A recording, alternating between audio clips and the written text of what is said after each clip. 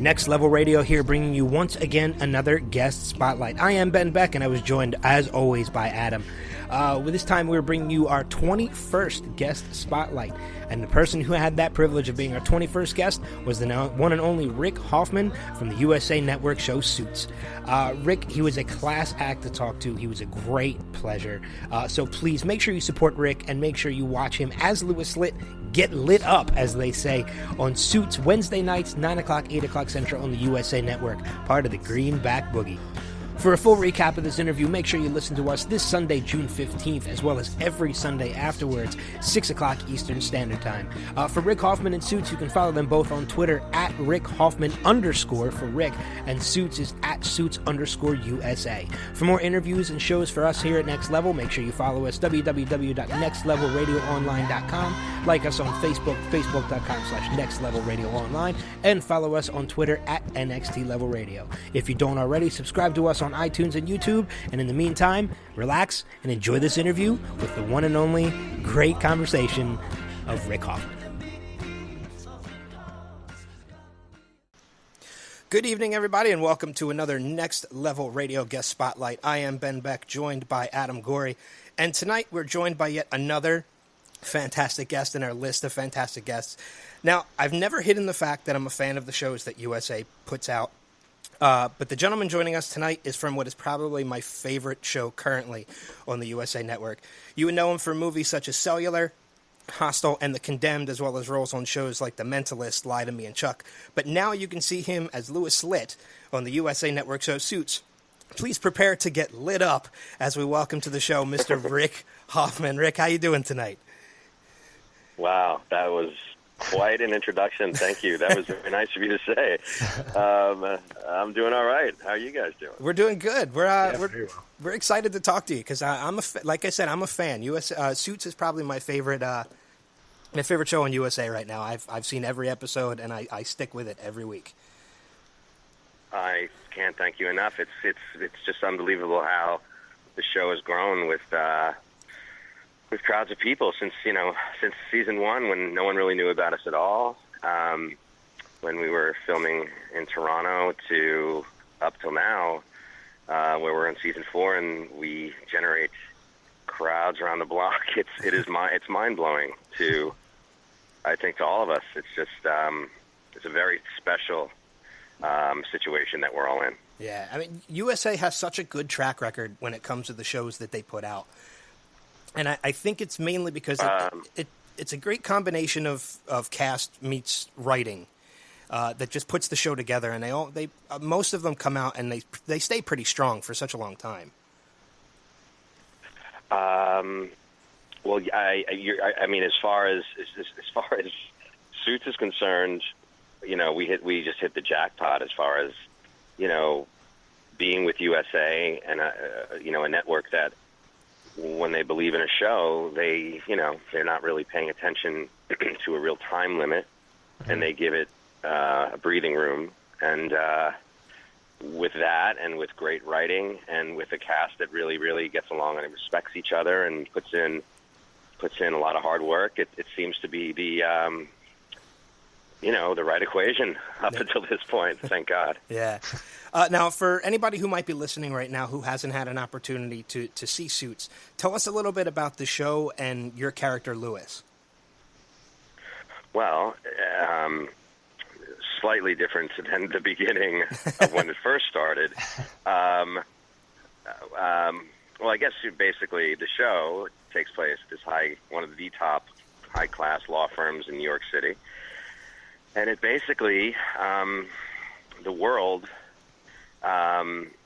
is basically this high-end oasis up, on the 52nd floor, I think, in this high-rise in New York, where all of these deals are done and money is made, and there's a number one attorney who ends up seeing this walk-in interview for his associate, who ends up not being legal, or someone who hasn't gone to law school at all, takes him on and pretty much starts solving cases the cows come home. And then there's my character, who it started off as the number one lawyer's arch rival, but now has somehow become, I don't know, sort of like a contemporary, a wannabe friend, someone who has sort of grown to sort of learn about all of his faults and still can't get out of his own way, and for whatever reason still causes trouble, not directly at the Harvey Specter, the top lawyer in New York City, but somehow causes problems for the firm and gets in people's way, and you know, all this different type of law havoc unfolds with the other three characters. That it's just it's turned into it's basically law is the backdrop, but now it's really about the six main characters, and how they just develop with one another, and it really can be about anything at this point. I think it's because the audience is now so invested in these six characters. That's what sort of has made the show run to a different type of level. Yeah, the character of Lewis he's definitely, I don't want to say complicated, because he's not exactly complicated, but I think some of the only words I can think of to describe him, and please don't take it the wrong way, because it's meant as a complete compliment, but he's kind of a lovable prick. Well, lovable douche is, I was going to say douche. I was going to say prick, yeah, so it's kind of, we're thinking along the same lines. I mean, he's one of those characters that you're completely against him one episode, but the next episode you're completely on his side and you're rooting for him. So, yeah, it's really one of the most. It's just one of the most challenging and fulfilling characters to play as an actor, because there's just the writers have created, you know, the multi dimensions of this guy, and one week there's one thing, and another week there's another, and you just, you know, he's a complicated guy, as is, you know, Harvey, or even all the characters, but for whatever reason, you know, Lewis is somehow reared up as like this anti-hero, and people sort of just cringe at the fact that they like to see him do well, which is it's just a very bizarre feeling, I can imagine, for audience members, because it definitely is for me when I read the script. Yeah. It's kind of funny, because I went back and I watched the scene you're in Cellular earlier this week, and it's almost a similar character. Did you kind of go back to that character? I know it was like a while before Suits, but did you go back to that at all when you were cast for the role? Well, first of all, that lawyer was very slick, and Lewis is definitely not slick. Lewis doesn't drive a Porsche, you know. Lewis would be someone who sort of drives a white Buick. You know, he's not the one who dresses himself. You know, that lawyer, I mean, you know, as far as real character development for that wasn't exactly, you know, that was that was just a real cocky, you know, he was more, if anything, more of a Harvey Specter, but just he was a little more of a straight up with no polish. Yeah. And like and Lewis is just this very nebbishy kind of, he's just the anti-Harvey. He is, you know, if a guy from Cellular and Lewis met up, I have a feeling Lewis would be a lot smarter than that dude. Yeah, that guy seemed more of a not everything going on upstairs. Lewis knows, you know, what he's doing. And towards the end of last season, your character Lewis had a bit of a health scare. Is that going to play in at all in this upcoming season? As far as I know, I think Lewis is on the healthy track. Okay. And he is bettering himself in a physical way, and attempting in a mental capacity. We'll see how long that lasts. And you said you just finished production on which episode, or filming which episode was it? We're just starting the sixth episode of the sixth episode. Season. Okay, so you still got a little production left to go. And I kind of wanted to. It was interesting because the first season, you know, it's always been a summer premiere show, but the first season was done it looks like in the fall. The second season was finished finally in February, and then the third season finished in April, which happened to actually be my birthday, April 10th. And I mean, that's only 2 months. That's only 2 months ago. I mean, it's crazy. Do you guys ever get a break with, being so short in between seasons? You don't see that too often, where the season ends and then 2 months later it starts up again. Well, we've had the same break as we've always had. It's just that because of the Olympics this year, we were delayed to air those last 6 episodes. Oh, okay. They didn't want to air the episodes, and that's why they aired about a month and a half later than they normally would have. Okay, so this one... our hiatus has been the same. Okay, so this one will probably end in February, like season 2 did? Yeah, I think it will go back to the way it went I think, because of USA being basic cable, I don't think they usually air those shows up against the prime time sweeps like this year we did. We never really had that kind of traffic before. Okay. Like going against Grey's Anatomy or Scandal or something like that. It just doesn't usually work that way. I think we're usually in January, early February, right when the other major networks are bringing back their shows on after repeats.